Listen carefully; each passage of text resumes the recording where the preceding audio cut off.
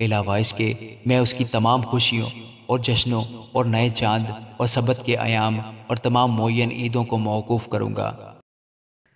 خداوند کے زندہ اور پاک کلام میں سے ہوسیہ دوسرا باب۔ اپنے بھائیوں سے امی کہو اور اپنی بہنوں سے رحامہ۔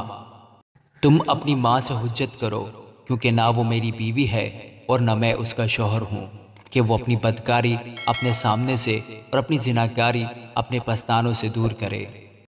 ایسا نہ ہو کہ میں اسے بے پردہ کروں اور اس طرح ڈال دوں جس طرح وہ اپنی پیدائش کے دن تھی، اور اس کو بیابان اور خشک زمین کی مانند بنا کر پیاس سے مار ڈالوں۔ میں اس کے بچوں پر رحم نہ کروں گا، کیونکہ وہ حلال زادہ نہیں ہیں۔ ان کی ماں نے چھنالا کیا، ان کی والدہ نے روسیاہی کی، کیونکہ اس نے کہا میں اپنے یاروں کے پیچھے جاؤں گی جو مجھ کو روٹی پانی اور اونی اور کتانی کپڑے اور روغن اور شربت دیتے ہیں۔ اس لیے دیکھو میں اس کی راہ کانٹوں سے بند کروں گا اور اس کے سامنے دیوار بنا دوں گا تاکہ اسے راستہ نہ ملے،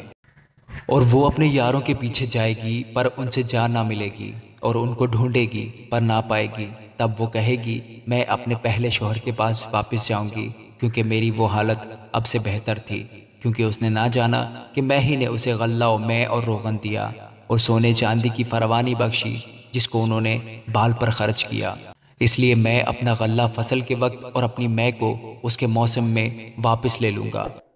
اور اپنے اونی اور کتانی کپڑے جو اس کی ستر پوشی کرتے چھین لوں گا۔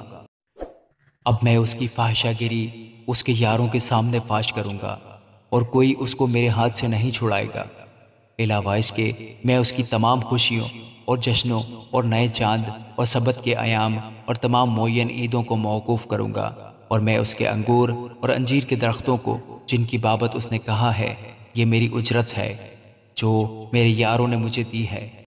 برباد کروں گا، اور ان کو جنگل بناؤں گا اور جنگلی جانور ان کو کھائیں گے۔ اور خداوند فرماتا ہے میں اسے بالیم کے ایام کے لیے سزا دوں گا جن میں اس نے ان کے لیے بخور جلایا جب وہ بالیوں اور زیوروں سے آراستہ ہو کر اپنے یاروں کے پیچھے گئیں اور مجھے بھول گئیں، تو بھی میں اسے فریفتہ کر لوں گا اور بیابان میں لا کر اس سے تسلی کی باتیں کہوں گا، اور وہاں سے اس کے تاکستان اسے دوں گا اور عکور کی وادی بھی، تاکہ وہ امید کا دروازہ ہو، اور وہ وہاں گایا کرے گی جیسے اپنی جوانی کے ایام میں اور ملک مصر سے نکل آنے کے دنوں میں گایا کرتی تھی۔ اور خداوند فرماتا ہے تب وہ مجھے ایشی کہے گی اور پھر بالینا کہے گی، کیونکہ میں بالیم کے نام اس کے منہ سے دور کروں گا اور پھر کبھی ان کا نام نہ لیا جائے گا۔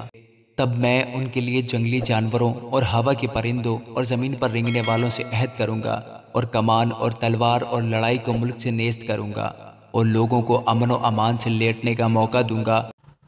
اور تجھے اپنی ابدی نامزد کروں گا۔